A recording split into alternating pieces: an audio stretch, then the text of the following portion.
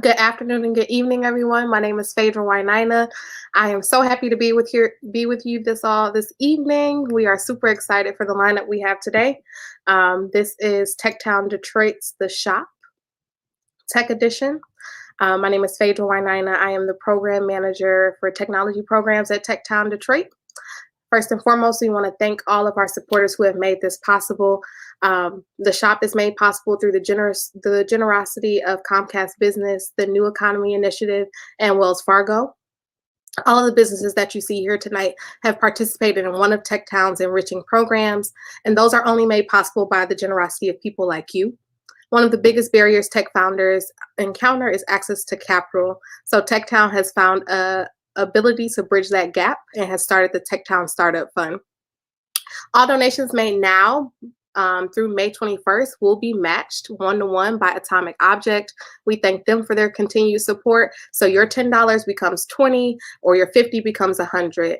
If we all give a little, our community can gain a lot. Tonight, I am happy to be joined by Trevor Nelson, who will be coming on screen very shortly. And there he is. Trevor is a program manager at the Rocket Community Fund, the philanthropic arm of the Rocket Companies, where he oversees special projects that ensures that the city of Detroit attracts the most attractive, innovative, and resilient companies. Trevor is here to combine his background with equitable entrepreneurship and fintech. He is driving all of the benefits that business has to offer to the city of Detroit, really highlighting our African American and minority founders. I'm so happy to have him tonight. He and I will be tag teaming tonight's lineup. So without further ado, I want to present you guys to Trevor. For sure. Excited to be here.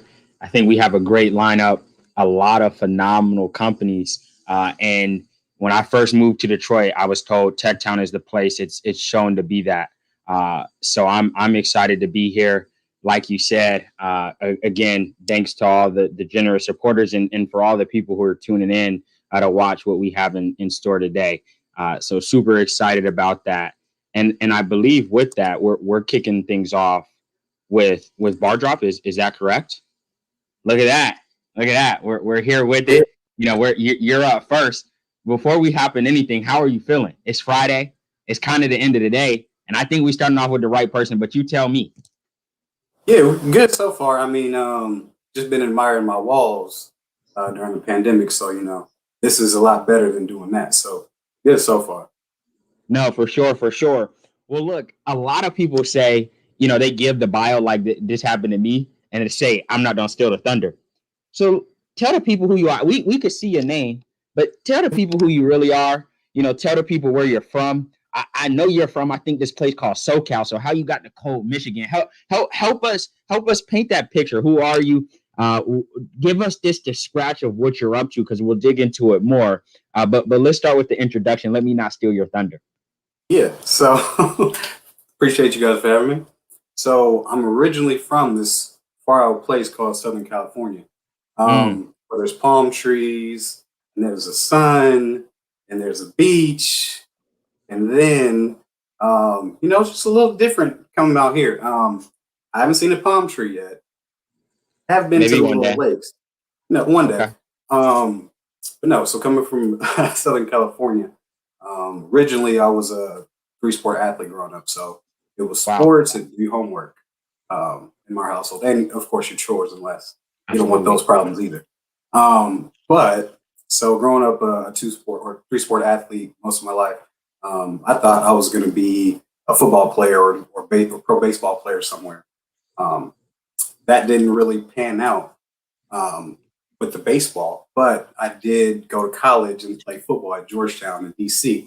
Awesome. So still no palm tree, but then after my 4 years at Georgetown, then I moved out here and started TechTown people in my sales career. Awesome. And so with that, help us understand. You talk about moving out here. You've done some cool things with TechTown. Before we hop into a little bit more on what you're up to, how you got to this entrepreneurial path, tell us how you got involved with TechTown, what you've been up to, and kind of what that has meant for you. Yeah, so when I first went to TechTown, I was just exploring some ideas I had in my head. So then I met with Jeff Ponders and Dave Weber, and then we had a lot of debates and discussions, and then they told me to get involved with this program called Start Studio, which they Mm, help entrepreneurs get their ideas off the ground, and really test the theory, see if it's really something that's viable or not. So through a lot of discussions in a 12-week program, we ended up um, coming to a whole finishing the program and then discussing some next awesome. steps. So they helped me after that discover some next steps with our job. Awesome. Awesome. No, that's great, and I think it's so important. We talk a lot about, how do we de-risk entrepreneurship, right? There's a lot of ways to do it, but one of the most important is really testing that idea. Having those conversations with potential customers. So glad TechTown helped you through that process, and I'm sure so much more. Now, with that, I kind of want to get into what inspired you, not only to be an entrepreneur, but this concept we're looking behind us. For me, it's my dad, right? He's been an entrepreneur. I also I don't leave my mom out, right? She's a nurse. So I get the Okay. best of both worlds. I see the risk averse, get a job. I, Yeah. I see the entrepreneurial endeavors, and I understand some of the nuance, some of the ups and downs of having both. I'm curious, any family, ties there? What got you into this crazy life of being an entrepreneur, wanting to do your own thing? Yeah. Well, at first I just jumped off this cliff and then I landed. But No, it's okay. That's always no, how it but goes. we so growing up, I didn't have a lot of Yeah. people who did entrepreneurship. Um, Both my parents were teachers, Wow. so like I said, make sure that your schoolwork's done, or else there's no sports, there's no video games, there's no nothing, and you're going to do extra chores. So no added incentive there. Um, but yeah, nobody really at the beginning of my life, but later on in my life, Mm-hmm. my cousin kind of took that plunge, to kind of help me Wow. see what it's like. What it's So like, for yeah, sure. and a couple of friends too, but yeah, just a couple No, people later on in life that's when I how, heard. yeah, that's how it goes. You find the few crazy ones, right, as they say, and it's history Yeah. from there. So I hear you on that. Kind of curious, what was that inflection, that pain point that led you to this concept? And we'll start there, and then we'll go into what it is. But I would love, to kind of paint this picture of, it's been an interesting 2 years.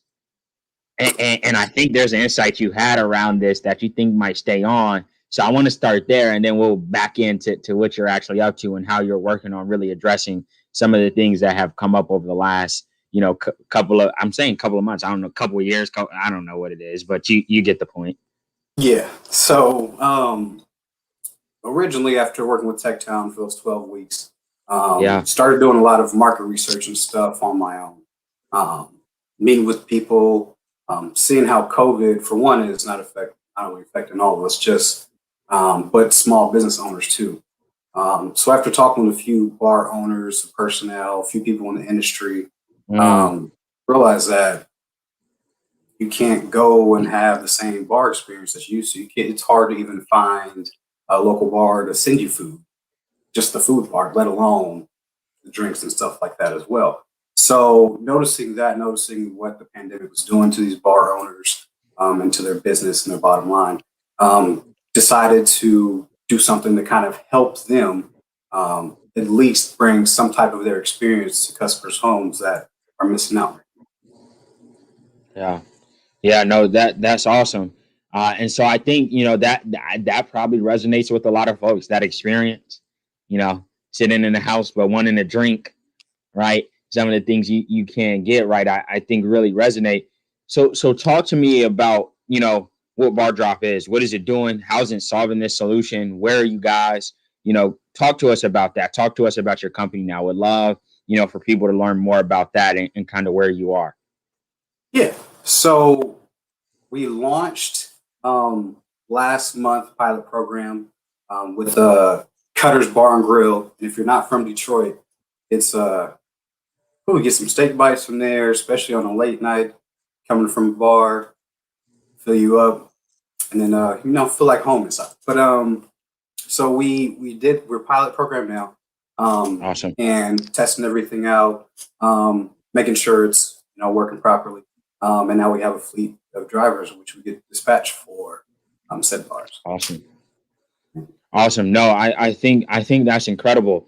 Now, I'm assuming it's not only been an interesting time for you, but also for some of your customers in terms of bars. And so, talk to me about some of the things you've had to overcome, and how have you done it? How have you shown resilience? How have you got through, and ended up with this first pilot, which is a really important milestone. So congratulations as well. Thank you, thank you. So yeah, just going through, it's a lot of the smaller things because we're dealing with liquor. So you know that you can't just go off the street Yeah, and go to a bar and have them deliver your liquor license. But yeah, for just dealing sure. with the state, going through these processes, going down this path, it's really let us see that, for one, once you have good processes, you'll be able to take care of your people. And two, taking care of your people is a big part of this. Make sure the people that are on your side, the bars, the customers, making sure we're taking care of them. And at the end of the day, we'll all be taken care No, for of. sure. That makes a lot of. Yeah, yeah. Do Forward, your thing. I was just about to say, I'm there out we in go. South Carolina. I had to make an impromptu trip, so I don't know what's in this cup. It's just a bunch of stuff I poured that I Uh saw oh. no Got a names on concoction it. over there? Ah, we'll call it a concoction. You know what I'm saying? So talk to the people as we're wrapping up. I'll let you close out, but tell the people where they can find you if they have restaurants. They want to onboard. Make sure the people leave and know where they can find you, because I think you have what the people have been looking for over the last couple of months here. Appreciate that. You could find us at www.bardrop.net. Or if you just have your phone in your hand, you don't want to go to the website, you just want to call Cutters Bar and Grill in Detroit, you could call Cutters and just place an order for delivery, and you might see me pop up there. Our Facebook page is Bar Drop. It's 2 words, not one. And then you can also find us on Instagram at bardrop313 for those that Awesome. are bar. Awesome. Awesome. Well, look, before we wrap up, anything else you want to tell the people before we let you go, or are you good? Yeah, well, I didn't appreciate all the white stuff falling out of the sky the first winter I came out here, and it was that cold. But no, man, I love Detroit. I appreciate it. And when you guys need some bar food or bar drinks in the next 30 to 60 days, we'll do deliveries. And if you need some bar food to fill your stomach up, just let us know. We'll come deliver for you. Look, man, we appreciate it. I'm from the South, so I feel you on the code, and I think what you offering is that Southern hospitality. So we bringing it a little downstream here. So look, we appreciate you. Appreciate everything you're doing. If you haven't heard it yet, now you've heard it. You can get your favorite drink, some good eats right from my man's over at Bar Drop. And with that, we'll kick it over back to the main stage. Bring up who we have next. Thank you, gentlemen. It was a pleasure, Wardell, always. Thank you. Thanks for having me. Thank you. All right. Now that our 2 transplants have highlighted how they have really gotten accustomed to Detroit's bar culture, we're so happy to have them. Wardell, I know that I, as a hardworking woman, enjoy having a beverage after a long week. I am enjoying Absolutely. a whiskey sour, so I encourage everyone Mm, else listening to get your cocktail together for this afternoon. you fancy. Trevor, I think you will be excited to meet our next guest, hearing all of your family history about who's an educator and how you've kind of gotten acclimated to what you do in the city. Our next guest is Momo's Book Club. So Momo's Book Club is a subscription-based book service for kids. The goal is to make sure that your library is as diverse as the world around you and your children. Every month, Momo's Book Club delivers books straight to your home that address the themes that you and your child are facing at every age and stage. I have a 7-year-old, so I really am trying to figure out how to communicate some of the things that are going on, especially issues like COVID, like the fact that we're hosting this event virtually as opposed to in person. Momo's Book Club addresses all of those things, and they're on par with things like race, diversity, and current event topics. I am so happy to have Momo's Book Club join us today, which is run by Morgan Phillips Spots. And we are so happy to have you, Mo. Welcome. Hello. Thanks Hey. for having me. Well, I am going to lean on Trevor a little bit. I am fortunate enough to have spent some time with Momo over the past few weeks in her participation with Steep. Congratulations. She finished her last session last night, We are so very happy that we get to celebrate her next week at the Steep Celebration. But I really just want to open the floor for you guys to talk about what Momo's Book Club does, how you started, and just give the viewers a little bit more insight into what you guys have coming up next. Yeah, great. So let's start with our origin story. I started this in 2016. I had this idea to use books as a way to give parents and kids the same context to discuss the world. My parents did that for me, and I worked a lot with kids, and I would get the same questions about like why my skin was brown, and I would look at their bookshelves and be like, well, none of your books have brown characters in them, so maybe it's not something you're talking about at home. It's like, well, there are all these great diverse books that I think everyone should access, but maybe they don't know where to start. And so I started doing the research and finding these wonderful stories sent to everyone's home. So I'll just give some examples of the books we sent out. So Black History Month was in February. For my board books, I sent out Baby, Young, Gifted, and Black. This is just a lot of great entrepreneurs and artists that anyone can look up to. It's like a really great, exciting list of people that we should like learn more about. In January, I talked about like strong girls. So we have Violet the Pilot, which is a book about a girl who like wants to be an engineer and like literally designs her own planes to like try to fly them. I think it's a great idea to have like more women in STEM and more girls interested in like that kind of a thing. And also having everyone look up to these strong female characters who are intelligent and ready to change the world. And then one of the like middle grade novels I sent out was El Defo, which is a graphic novel that I really enjoyed about a girl who has hearing loss and uses a phonic ear, and how like she was different but kind of used her difference to like become her own superpower. So just books that are really great about different people from all walks of life. So yeah. That's awesome, and I'm gonna be honest. Maybe I got lost in the sauce or something, but I didn't read those books when I was that age. So help me take us back. How'd you come to this thesis, and how'd you come up with this idea that books might be the tool to really be able to drive change? I couldn't agree more with you. I think the books we just saw, I want to read them. But I'm curious to hear your story on how you got to where we are sitting, discussing this phenomenal concept today. I think just like I gotta give it to my parents, like hands up, because they're like really that's my parents did like so many things correctly that as an adult I'm like, man, come on, parents, that was amazing. And one of those things was like giving me access to all of these books and to all these different like they were great about exposing me to different cultures through food, through like the friends they kept, through books. And books are something that I've always loved, and I love reading about different people and different places and different things. And it kind of expanded my world, and talking to kids and showing them these books, it helped expand their world too. So in doing research, I found out that like reading books about other people and culture and places makes them more empathetic because you understand more about someone else, where they're coming from. And so I wanted to kind of build in this idea of raising more empathetic kids through books, through exploring the world through books. So yeah. Yeah, no, that's awesome. I'm gonna ask one more thing, and I know some of my co-hosts might have spent a little more time getting to know it, but talk to me about how you're delivering these books, how somebody can tap in right now. Is it subscription based? Talk to me a little bit about that, and then I'm sure we got some insight I'm missing, so I'll kick it back over to the co-host from there. Yeah, so we're a subscription-based book club. So you can go to momosbookclub.com and you can sign up for board books or picture books or middle grade novel, and we ship them every month to your home. There's a lot of different combinations. Everyone gets like the same theme every month. So we did like Black History Month, we did diverse characters. We focus on Black families. So everyone got books that focus on Black families, but they got them in different forms. So it could be a board book, could be a picture book, could be a novel, but we all got the same kind of like theme to work with. But yeah, you can go and sign up, and you can pick what kind of books you want to receive, and how many, and I will ship them to your house. I promise. So yeah. And I think there's something important about the shipping, but we'll make sure we close out on where you ship to before we leave. Oh yeah. Absolutely.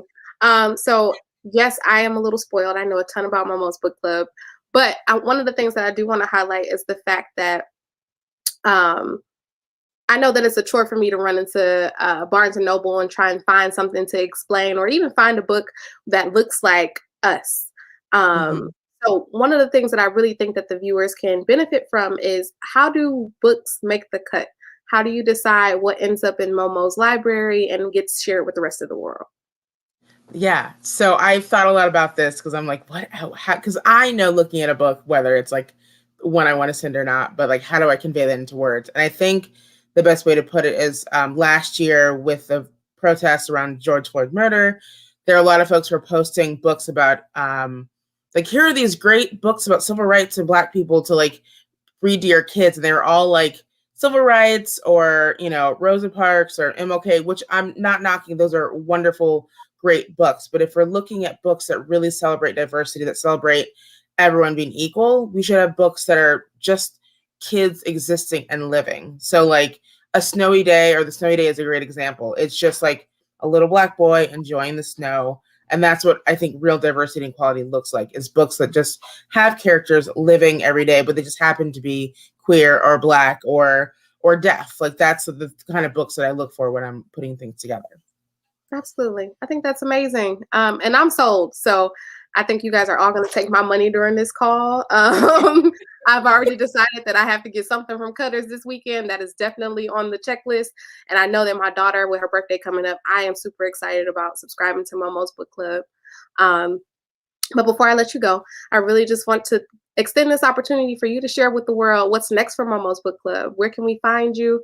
For everyone else, after I get my subscription settled, where can we encourage the rest of the world to really participate and engage with Momo? Yeah, so next steps is I want to launch an app that better pairs like literacy with these diverse findings, so that kids can read more of those like introductory level books, but with diverse characters or what have you. And then if you want to engage with us, you can go to momosbookclub.com or check us out on Instagram at Momo's Book Club. We currently ship worldwide, which is a new thing. We're shipping books to Canada, France, and Mexico right now. It's really exciting, as well as the rest of the US. So if you have an address, we can get you some books. That's really exciting. Yeah. Well, thank you again, Momo. I call you Momo, but everyone else can call you Momo. Thank you again for joining us. We truly appreciated having you. It has been a joy, and please expect a ton of emails from me. Awesome. Thank you so much for having me. No problem. Enjoy, and don't forget your cocktail. Oh, yes. I will get that right now. Yeah. Absolutely. All right. We are on to our third business owner. This is yet another African-American woman from the city of Detroit. We are so happy to have her. Asha Jones of TripSlip. TripSlip started off as an answer to creating contactless permission slips for your students to be able to engage within any field trip experience that their school district could come up with. I know as a parent, it is a chore for you to pin a permission slip to my kid, send her home, and expect for me to send it back on time. I struggle with that. So TripSlip was definitely what I was looking for when I was looking to create that process a little bit easier. But in true innovative fashion, TripSlip has evolved a little bit. And has now turned into contactless tracing in the midst of the COVID-19 pandemic. So we are super excited to have Asha Jones join us this evening. She's going to tell us more about TripSlip and how you can get engaged and how you can use it from your personal device today. Awesome. You did that so well. I feel a very high level of how do I compete with that? You tell us exactly what you are the expert on, and that is TripSlip. Appreciate it. Well, number one, thank you guys so much for having me. This is wonderful. TechTown has been such a great resource and place in Detroit, awesome co-working space, but also just the resources that are available for entrepreneurs. So I'm super excited to be able to talk about TripSlip and what it is that we're about. So as you mentioned, Phaedra, we started off as trying to build a paperless permission slip that would eventually turn into an app. But because of COVID, no one is doing field trips right now. At least it doesn't look how it used to. Because of social distancing, the number of people who can be in a space at one time, the number of people who can be on a school bus, it just doesn't have the same sort of look. But as things are coming back to normal in the earth, people are still going out to eat. They're still having experiences, albeit in smaller groups. So that's where we came up with the idea of contact tracing in order to be able to get people used to the idea of digitizing their information. So TripSlip is available at trytripslip.com. And what it is you can sign up to be able to get a QR code that will take people to a digital survey. And in that survey, people can put down the information that they would normally have to write down when you go into a restaurant or into a place like a bouncy house or a trampoline park, or a coffee shop or any place where people are gathering and they have to collect your information. Even when you go to a co-working space, they're asking people to take your temperature, to, sign the information, your name, your email address, your telephone number, and that's sensitive information. Or maybe it's not that you don't care about having your information out there. I can't read your handwriting. So then how am I able to reach back out to you were there to be some sort of an outbreak and people needed to know about that? So that's where we started off with TripSlip, is with the contact tracing. And as things sort of evolve and get back to normal, the idea is that we'll have this, book of people who we're already working with, whom as they're inviting people back into their spaces, would be able to have, the digital information that they're looking for, and a place to store that, but also that we'd be able to offer them more services as TripSlip grows. Absolutely. That's great. And we have Trevor with us now. So, as you all know, Trevor is a transplant. So he is getting acclimated to the city, even though he's been here for quite some time. One of the benefits that I appreciated about TripSlip is that it already has a couple of businesses that they work with. And one of my favorites is the Detroit Historical Museum that has a ton of swag. And Asha actually is highlighting a piece from their collection right now. So I'm going to let her talk about it. And then I would enjoy if Trevor, you talked about some of the places that you enjoy visiting when you travel. And then Asha can give us a couple of examples of who's on that list for TripSlip. Absolutely. Absolutely. You So you want to? about your hat. Yeah, for sure. So because TripSlip's logo colors are black and yellow, Black and yellow. that's black and yellow is my new favorite color combo. And as Phaedra mentioned, I work for the Detroit Historical Society as their sales coordinator. And that job actually helped me to figure out that paperless permission slips need to be a thing, because we've had entire trips that don't happen because it was paid for by a school district. They got a grant to pay for their bus, so it was no cost to the students, but they don't show up because they didn't have enough signed permission slips and they weren't able to reach parents the morning of the field trip. So the trip just doesn't happen. So the bus shows up, we're ready to receive them, and the kids don't come. It's just a disappointment for everybody. But in my role at the Detroit Historical Society, I was able to see that gap, and it helped me to figure that out. But the Detroit Historical Society also has the best gift shop in Detroit, and I'll just say it. I'm not going to pepper it or sugarcoat it. We have the best gift shop in all of Detroit. And so the swag that we have there ranges from this cool Better Made hat that I haven't seen anywhere else that happens to be black and yellow, but we've got Bad Boys gear. And, for those who remember Farmer Jack and, old school Werner stuff. And it goes beyond just apparel. There's, shot glasses and Fago scented candles and just a gang of other stuff. So just some really cool stuff. If you live in Detroit, Hamtramck, or Highland Park, then you can get a free membership. It's called a Detroiter membership, no strings attached. You can go online and sign up. So I'm a huge fan of the Detroit Historical Society long before I ever worked there, which makes me I think, a good salesperson, because I really do love that place. Oh, for sure. That's awesome. And what's interesting is I haven't, been in Detroit all that long, but I've tried to get acclimated with some of the businesses, some of the places folks go. For me, something that's been really important is saying, hey, how do you go and figure out some of the roots, some of the history, which it seems like you care about. So talk to me about you're trying to prolong that with this solution. It seems like you come to a really interesting insight around, this thing that seems so, innocent, I'd say, a permission slip, but talk to me about how you see this technology and the solution you're building really being able to make sure that young and all folks alike are able to really get exposed to some of the historic pieces, the really core staples of I'm sure you're starting with this city, but might have intentions to expand beyond as well. Sure. So it's a great question, and it seems really innocuous, the idea of a permission slip. But I don't know how old you are, Trevor. Not asking, but I'm 40. I'm And young. See, there you go. You're young. I wasn't asking. I just, but I'm 40, and in the years that I've been a human, the permission slip process has not changed. It's not evolved at all. It's still, the teacher comes up with a place they want to go. There's a day, date, and a time established. They have to find a bus. They have to ask the school. They put together a paper permission slip that they then give to the children. The children are expected to take that piece of paper home intact, have mom and dad sign it on time, put money with that, paper money, and bring it back all before this thing happens, in enough time for that teacher to then pay for a bus and the venue that they're going to. That's a lot. And that's a lot of trust to have in kids who probably don't brush their teeth regularly. You know what I mean? Like, you can't trust these little humans. I'm a mom of two, and I've seen how this happens. But also, as somebody, I have a commercial driver's license. So I've been driving school buses for 7 years.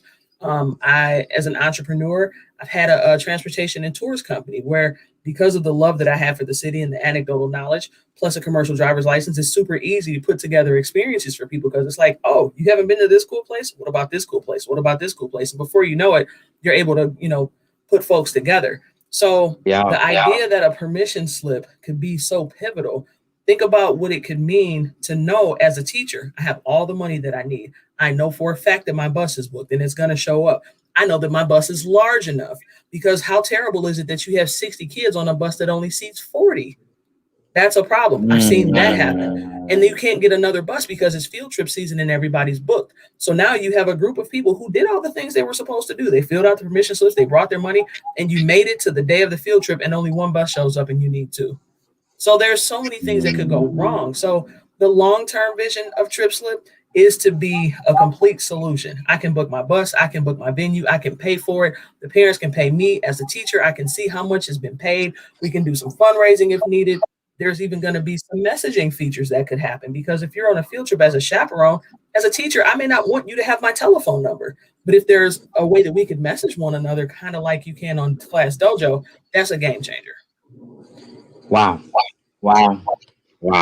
That's crazy. I want to take 30 seconds to go really deep here, to give the folks a little bit of diversity, right? And the reason I want to do that is because we're talking about tech, but we're talking about it in places where people don't always look. And I think it's really important to highlight this, because what you're describing is taking this one ancillary piece of the puzzle and talking about how that can expand, so far. And all my tech folks on the call will really appreciate that. There's a solution in the market today, which a lot of folks use, what they call cap table management, right? Cap table is like who owns, the equity in your company, right?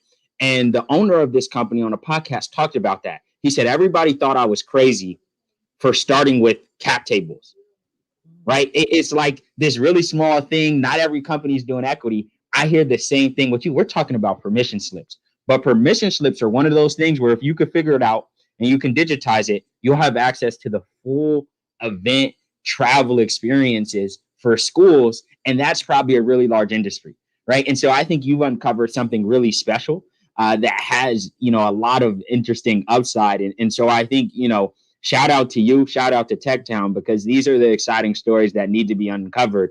And I think we're sitting on a diamond here. I don't even think it's in the rough. I think the world is learning about it loud and clear. So with that, I would love for you to tell, everybody watching what the future is, right? Where do you see this going? What's your hope? When you sat down and started this, I'm sure you didn't think about where, would end, but kind of give us the full, vision and where you're headed. So I feel like the sky's the limit. When you think about something that's as synonymous as a Class Dojo, they have a valuation right now of like $100 million. And I use Class Dojo, but it's just kind of like Facebook for teachers and students and kids. It doesn't really do anything. So I feel like something like TripSlip, it goes beyond schools. It goes to coaches. It goes to teachers. It's the indemnification of places that you're going to, like a trampoline park. I mean, I've had it happen to where I take my children to a birthday party and they're literally bouncing in place while mommy reads the contract that I still have to sign. So it goes beyond the paperless permission slip, but it's anything to do with an experience where you're out and there's paper involved. What about somebody who's functionally illiterate, that can't read, that doesn't understand what they're reading? What if it could read it to them? What about somebody, and that's ADA compliance right there. But also, what about somebody who can't see? Like, you can't read the piece of paper that you're taking your children to, and you can't expect that they'll read it to you. What if you speak in Metro Detroit? There's a huge Hispanic population, Arab population, and I drive a school bus presently for a school in Hamtramck. 90% of the parents have English as a second language because they're from Arabic countries. So to be able for them to operate in a world that doesn't speak their language, but still know that their children are going to be safe, that I can read on this app who my bus driver is, to see a picture of them, that the chaperones that are going to be on here, that's another portion. have had a background check done so that you're not putting your child in a group alone with a stranger that hasn't been vetted in some way. So there's a million places that it can go. But like you said, it started with a permission slip. No, for sure. I know we're getting kicked off, but I want to talk about one last concept before we got to hit the duality, right? If you didn't think you could find, founder market fit here in the city of Detroit, I think what you just watched was an entrepreneur with a key insight, a phenomenal idea, and all the right, prerequisites to do something great. So phenomenal idea. Really excited to see where it goes. And I'm sure this won't be the last time we're talking. So best of luck, and I'm sure we'll be seeing you soon. Thank you so much. Asha, as always, it is a pleasure. Thank you again for joining us. I truly appreciate having you. For those who didn't get a chance to read the comments, in addition to being the owner of TripSlip, Asha is also the owner and founder of Break Time Tours and Lunch Break, which truly integrates all of the things that she talked about today. So if you are interested in getting in touch with Asha moving forward, you will go to... So you can shoot me an email, hey@trytripslip.com. And we're on @trytripslip on all socials. And you can shoot me a text, 313-828-8483. 313-828-8483. Thank you, Asha. As always, it is a true pleasure. I look forward to getting my TripSlip, I guess, bonus points when I start to participate. The weather is good, and I'm excited to tour and see who's on the app. Thank you. Thank you. All right, I am going to have my co-host rejoin me. We want to say thank you to Trevor for his continued support. It was a pleasure to have you, but this last leg of the race, I think I get to do by myself. So before you go, I am interested for us to have a little bit of a dialogue. Trevor was ready. Trevor finished his drink during the last interview, so he's trying to go. But with that being said, I do want to take a moment just to introduce you to everyone who's watching again. I know we went over your highlights, but just have a quick conversation between the two of us before we transition to our intro with Dr. Jessica D. Mormon. No, for sure. So really quick, and I'm happy to answer any questions, but the quick 30 seconds on me. Was very fortunate to go to the best HBCU, historically Black college in the nation, North Carolina A&T State University. Thought I was on move to New York and said, "Hey, Mom, I'm not doing that. I'm moving to Detroit." She said, "You're crazy. You got no clue what you're doing." I said, "You're absolutely right." And here I am, supporting founders just like my dad, doing what, I hoped to do when I came to the city. So incredibly blessed to be here. Incredibly excited, to be around this energy, albeit virtually over the last, couple of months here. I'm excited, to hopefully continue to see vaccination rates rise and, people continue to stay healthy so we can get back to normal and in person to do this incredible work. But that's the quick on me. One last plug, I'll say we have some exciting news over at the Rocket Community Fund around Detroit Demo Day 2021. I can't give too much, but just know we'll be giving away another $1 million back for year 5, and excited about that as well. So we got a lot happening. Stay tuned. And it's been great to be here today. Absolutely. I appreciate you giving us the exclusive. We look forward to figuring out what happens at Detroit Demo Day. I will definitely be keeping my ear to the ground. But with that being said, we truly appreciate you, and we look forward to having you back in the future. And I'm going to thank you. Plan the rest of your evening. Thank you. No, much love. Thank you. All righty. Okay, so the last leg of this race is, I won't say it's my favorite, but I do have a special place in my heart for this lovely lady. So we are bringing up Singlehood Solutions, LLC, which offers wraparound consulting services for single women around the world. Navigating inequality and the dating scene can be a bit daunting. So Singlehood Solutions creates a community that empowers women to pursue the joy in being single. Today, Singlehood Solutions hails from the expertise of Dr. Jessica D. Mormon, who is joining us today, an educator, advocate, and trailblazer in the Detroit social impact ecosystem. So without further ado, Dr. Jessica D. Mormon. Hi, Phaedra. Thank you for having me. Thank you, TechTown. I just have a quick comment.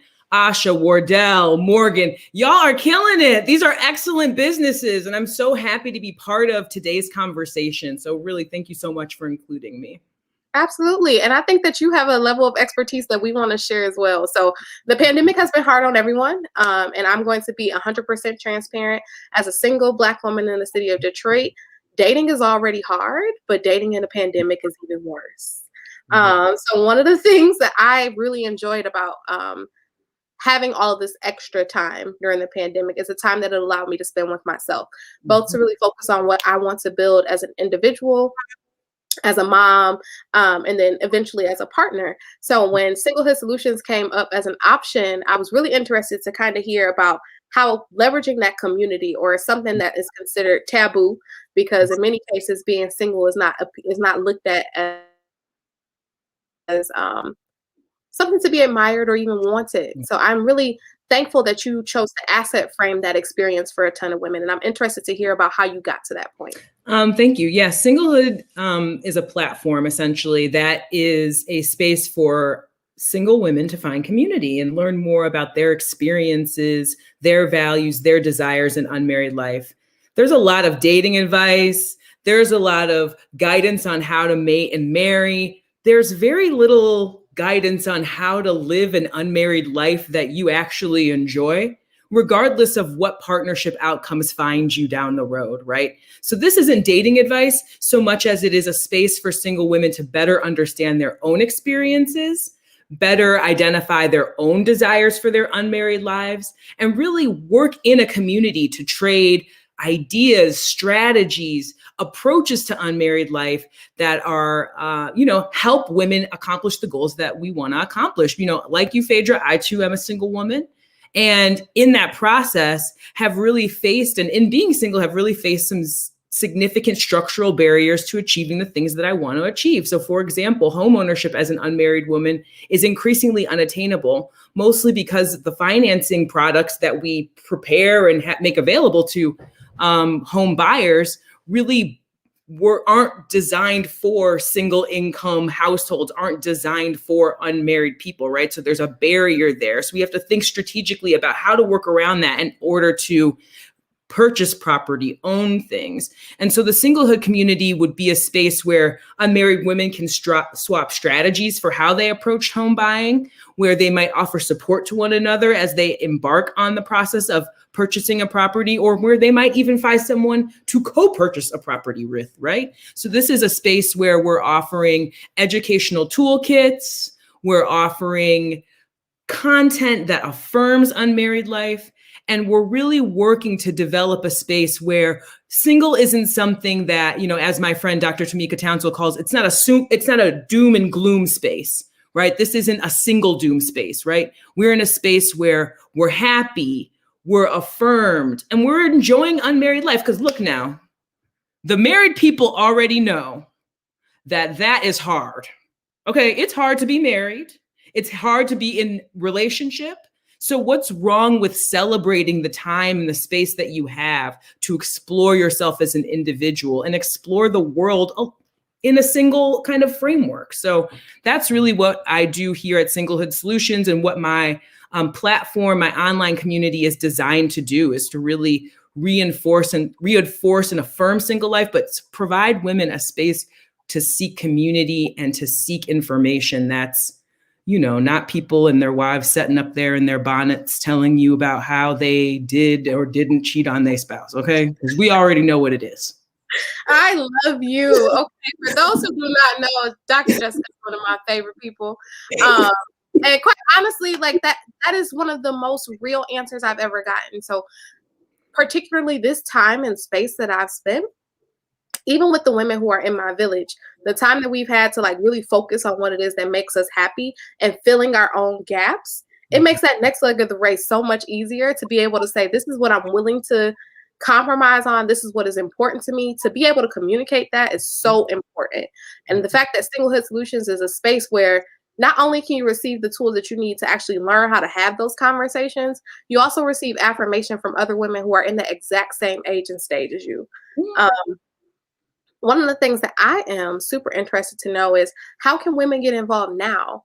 What is Singlehood Solutions offering to the general public that we can get a taste of? Because I know people are curious. So we are in early stages still, but we are building our community. So you can go over to singlehoodsolutions.com and get on our mailing list. And I will be basically producing newsletter content, producing some early kind of information for potential consumers. But really, you all are going to watch me build this thing from the ground up in many respects. Here is a single woman entrepreneuring out here in these streets. And so the other thing I hope to show you all is that there are no limits on what single women can do. We just have to think creatively about how we want to accomplish the goals that we set out. And I want to be very clear, because I know frequently people want to say that singlehood is about, or being single is about finding a partner, or being single is about figuring out how to prepare oneself for a relationship. Sure, that's definitely an important kind of role that being single plays. But look, I'm trying to get a business off the ground. I got parents I need to keep up with. I got friends. Okay, these coworkers, God love them, but these students I work with, okay, there's a lot of things that happen in one's day-to-day life that have nothing to do with dating and relationships. And that single women are uniquely navigating. Here's a statistic for you, Phaedra. Half of all American women are unmarried currently. This is, first of all, there's tons of us, so nobody is alone in this. But what we like to talk about is how atypical it is to be unmarried, or how stigmatizing it is to be single. How are you going to tell me something stigmatizing when half of the population of women is doing it? Talk about it. Listen, that bit of information was so good that the dog looked up. She stopped what she was doing to catch you. Okay, Rainbow wanted to make sure that she heard you when you said it. Right, and so we just have to reframe this dynamic. Absolutely, and I think that you're so dynamic. I think one of the things that I truly enjoy about all of this is that you are truly shifting the narrative around what being single means, and how this space and how really empowering yourself in this time can make all of the difference. Like, just even talking about all that we juggle and trying to figure out which balls are glass and which balls are rubber. Like, if I'm being honest, like, even with, I love my mother, I love the matriarchs who are in my family, with all that they have instilled in me and all that they have given me, the things that I am experiencing right now as a Black woman in 2021, even on their best day, they couldn't have given me the insight that I needed. So that community where you can truly just have open and honest conversations, like, how is it atypical for me to be single when half of us are out here single? And if we took a poll, I'm sure some more would be single if they could be. But I am really interested to hear, like, if all things being equal, if you could accomplish everything that you set forth for Singlehood Solutions, what would it look like in 5, 10, 15 years?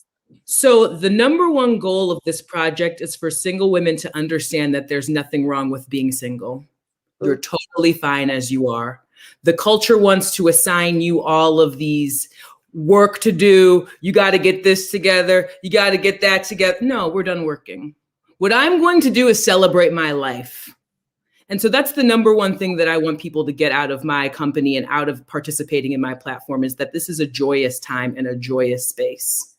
The second thing that I want to do is I want to provide women with the tools that they need to build single lives that they love living. So we know from research, because in addition to this, I'm also a researcher, and this is my area of research. So we know that there are strategies, there are values, and there are systems of support that really aid single women in accomplishing their goals. But a lot of the problems that unmarried women face are things that you just highlighted. How is my mother, who was married at my age, going to tell me how to be single at this age? You know what I mean? There's not that generational knowledge that you can share, as if we're mothering, for example. Like, what would you go to your mother for about that? There's not really that kind of generational knowledge around being single. And so that has led women to a lot of heartache, taking dating advice when they really should be listening to some other kind of guidance, or really deciding things for themselves. A lot of time wasted chasing after kind of people or things to give you purpose, when we can find that within ourselves. And really just kind of time wasted in trying to figure out how to make a single life that's functional, that works for you, that helps you achieve your goals. And so what Singlehood Solutions was designed to do was to cut all that nonsense out, right? We concede that Everyone is coming to this company, their full and complete selves. What I'm trying to offer my kind of community of singletons, we'll call that casually, is a space to celebrate, share, and learn, right? That's what we're going to do. And so in 15 years, first of all, I want a St. John suit, Phaedra. That's what I want in 15 years is a St. John suit. You can come and work with me at my retreat in Bali. If you talk about what it is, okay? Okay. But most importantly, I want there to be a destigmatization of single status and a set of resources beyond dating advice to help women design lives they want to live. We're done listening to Steve Harvey and people wearing 6 yards of fabric telling us how to act. Listen, and on that note, yes, sis, buy a plant, buy a puppy if you need to, but also sign up for Singlehood Solutions. This is definitely the goal look, I'm trying to end up in Bali too, Carrie. That is my goal moving forward. So I'm going to keep my tabs on Singlehood Solutions. Dr. Jessica, it was truly a pleasure. I am always so fortunate to be able to chat with you. And in the last 30 seconds, if there's anything you want to share with our viewers. First and foremost, I want to say thank you, Phaedra, for your poise and elegance. I want to say shout out to my Steep family. Morgan was on speaking earlier, but this is a community of African-American women entrepreneurs who are working at various stages of companies, trying to get this off the ground. And I've been a member of this community for the past 16 weeks and has been gratifying. Thank you to Dr. Marlo Renter, who gave me the idea about Bali, by the way, y'all. So you can thank her for that, for bringing me into this space. And just to the single women out there, you're doing fine, okay? A man not gonna give you purpose, girl. A partner not gonna give you purpose. You have to find that for yourself, and I'm here to help you do that. Okay, and that is a rainmaker, ladies and gentlemen. And when I say that is truly the way that I envision ending this show, I am so happy to have you. Thank you again, Dr. Jessica. We look forward to having you. Love you, girl. Bye. Okay, and as we move into the last segment, again, I am very fortunate to have been in this room with all of the lovely people that I got to share the stage with this evening. So from Wardell Crutcherfield and the team at Bar Drop, if you are looking to lighten up your weekend or just even a weekday evening, you can participate in their bar food and soon-to-be alcohol drop-off system for individuals who are looking to subscribe to Momo's book club, create a library that is as diverse as the world around you. We support literacy and equity in literacy. As you can see, my dog is making her grand gestures to let me know that she enjoyed the show too. In addition to that, we were happy to have Asha Jones from Trip Slip. Just a wealth of knowledge of creating equitable and educational excursions for children in the city of Detroit, as well as adults who are looking to liven up their exposure to the city. And then last, but certainly not least, Singlehood Solutions with Dr. Jessica Mormon. So if you are looking to broaden your horizons, educate yourselves about how to be joyous in the actual act of being single, that is where we suggest you sign on. And then absolutely, I want to extend a thank you to my co-host, Trevor Nelson. It is always a pleasure to work with you. I look forward to working together in the future. And to everyone who joined us today, we want to say a thank you to our sponsors. First and foremost, the shop was made possible by Comcast Business, the New Economy Initiative, and Wells Fargo. All the businesses that you saw today participated in one of TechTown's programs, whether it be Start Studio or Steep. And all of that is made possible through the generosity of people like you. So if you look to donate to TechTown today, we are accepting one-to-one matches through our TechTown Startup Fund. So your 20 becomes 40 and your 50 becomes 100. Donate today to advance the community initiatives that we are supporting, like Bar Drop, like Momo's Book Club, Singlehood Solutions, and Trip Slip. Thank you again for joining us. I'm Phaedra with TechTown Detroit, and you guys enjoy the rest of your evening.